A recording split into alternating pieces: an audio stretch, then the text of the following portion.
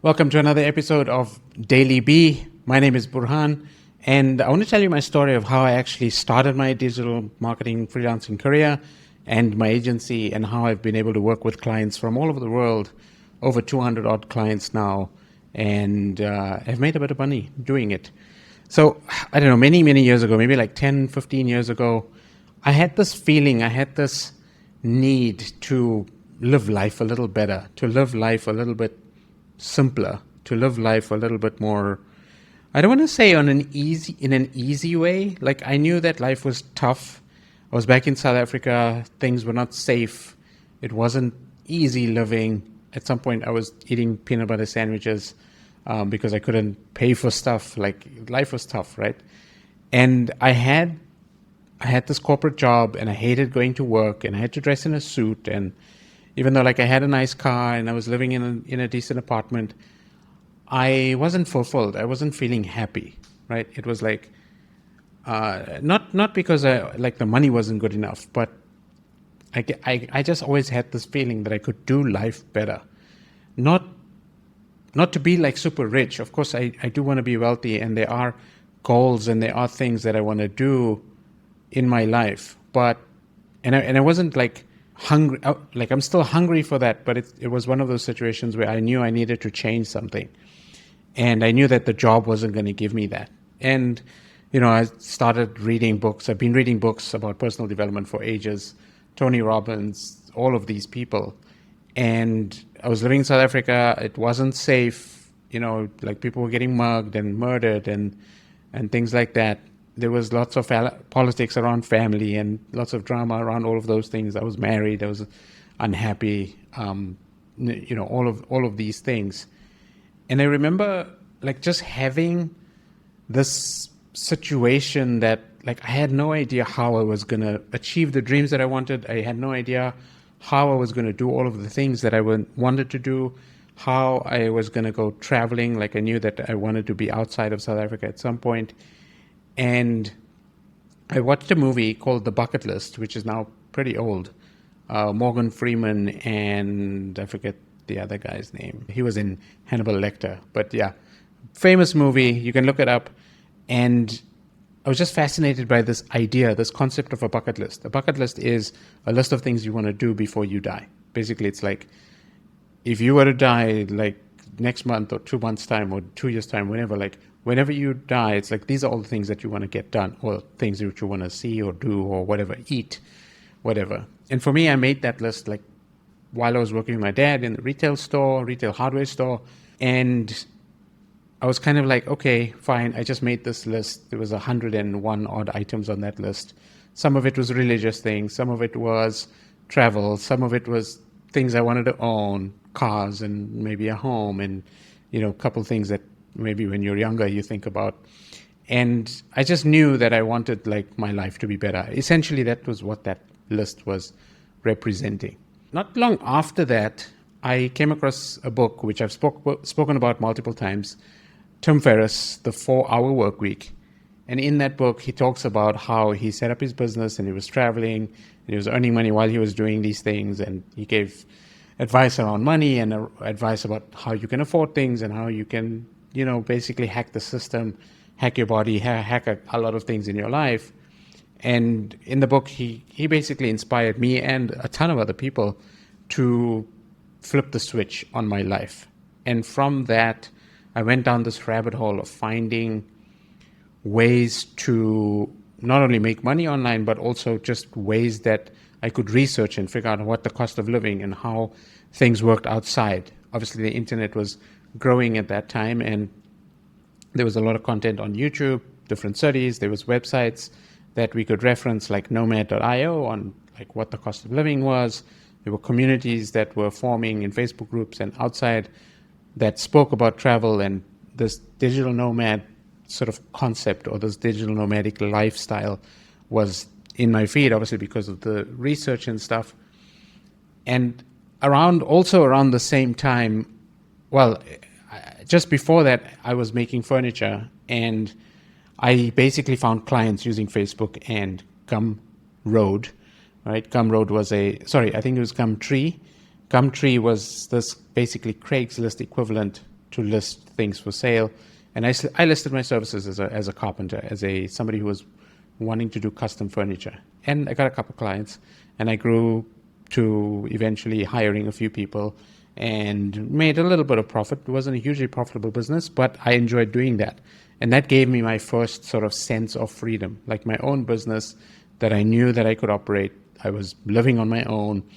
I was hiring people. I had a van that luckily my dad helped me to buy. And, I had some support, but most of it, all of it was pretty much on my own. Then I realized okay, the recession happened and my dad asked for help with the retail store. As I mentioned, I worked for him. I closed the factory and I went down to work for him. And during that time, that gave me sort of space and time, 3 years of my life that I gave to him in that business. And it gave me the space to think about what I wanted. And that's when I watched that movie, right? The Bucket List.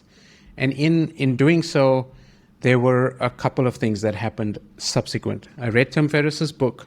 I came across this gentleman at a Success Resources event in South Africa by the name of Brendan Burchard.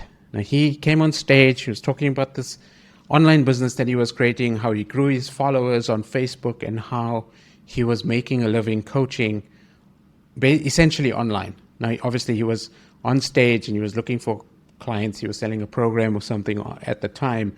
But he blew my mind. He was like, yeah, you can do this, you can generate leads and you can build a funnel and you can advertise and you can make content. You can do all of these things. Now, this was 14 years ago at this point, something like that. And it was a totally foreign concept. I could see in the audience, a lot of people were kind of like, what is he talking about? But I was fascinated. So I went and I did research and to try to figure this out. I bought his books. I bought a bunch of things. I did more research. And then I was like, okay, so I essentially managed to sell furniture and do all of these things online. I found my customers. I made the things. When I was with my dad at the retail store, I was like, hey, we need to run Facebook ads. He didn't want to do it. He thought it was risky. He had no idea what this was. Skeptical as always. And so I was like, you know what? If I need to ask for permission to do all of the things that I wanted, as if I was in a corporate job, like I was when I was at the corporate job, I would never be able to do the things that I wanted to do. I wanted to travel. I didn't have enough money. My dad wasn't paying me enough of a salary. It was a thing. It was really, and I was married at the time, going through some struggles with the divorce with her, and it was just one of those situations where I just knew I needed to make my life easier, make my life better. And through learning some of these digital marketing concepts, I came across a website, affiliate marketing thing, a network marketing opportunity, and in that group, they taught Facebook ads, they taught landing pages, they taught websites. Now, I knew some tech from building websites when I was younger. I was always fascinated with the computers. I was always tinkering around. I thought I was going to go into hardware because I was fascinated by how the hardware worked. But software was also kind of intriguing. When I started building websites and I built Excel spreadsheets and I wrote JavaScript at university. I did a bunch of these things. And I remember I was sitting down and I was trying to figure out okay, how do I put all this together? And I think I came across a YouTube video. I came across something where they were like, okay, you need to write down all of your passions, write down all of the things that you're good at, and figure out where the intersection of that is, right? So you have things that you like, things that you can do, skills that you have, personality, all of these things, and put this together where there's this overlap, where there's this merging of stuff. And I was like, okay, well, I like tech. The internet is basically built on tech. There's software and there's services that are available out there, like Facebook ads, websites. ClickFunnels, I think, was just coming up at that time, where we can actually make money. PayPal was a thing. We could collect money. And so I started down this whole journey of how do I collect money online and what type of services do I offer? Now, through that network opportunity, I learned a couple of things. I took those skills. I said, okay, I am going to piece all of these things together, combine those skills, and I'm going to learn. And obviously Kevin Kelly's article on 1,000 True Fans, and how you just need a few people to trust you, how you need a few people to like you. And then there was also another article of you need to put in 1,000 hours to be able to become a master. I think it was the same article. It's in Kevin Kelly's article. And then I was like, okay, so I need to figure this marketing thing out, this online marketing, digital marketing thing out. So let me spend the 1,000 hours. So I did a calculation. I took a calculator and I was like, okay, 10,000 hours. If I work 8 hours a day, it's going to take me like 7 years or 6 years or something like that. I was like, okay, if I work 16 hours a day, 7 days a week, I could probably reduce that to around 3. Then I could call myself an expert. I basically gave myself a hectic schedule and a hectic time frame.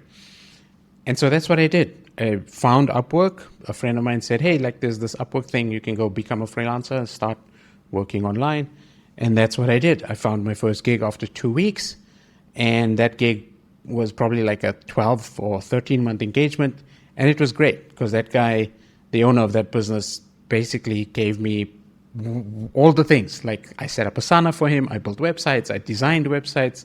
I helped him with affiliate marketing. I managed his affiliates.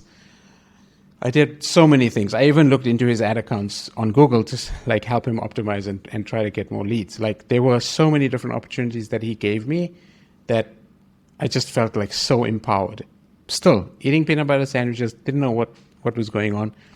And then I flew to Thailand, right? So there's the story on my channel. You can go check out that video on how I transitioned to move to Thailand.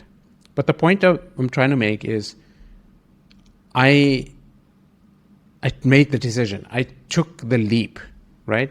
One of the other things that I did was while I was working with this gentleman on Upwork, I also experimented with my own things. Like I built my own websites. I built my own landing pages. I tested ads on my own. This was all through like the MLM period and also working as a freelancer.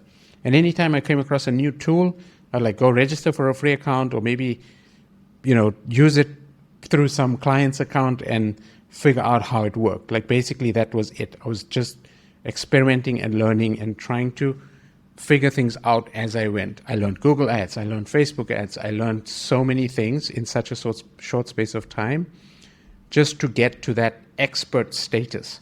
Now, when it comes to, what you can do today, obviously my story is a little bit old by now. I'm, 10 years into this marketing journey.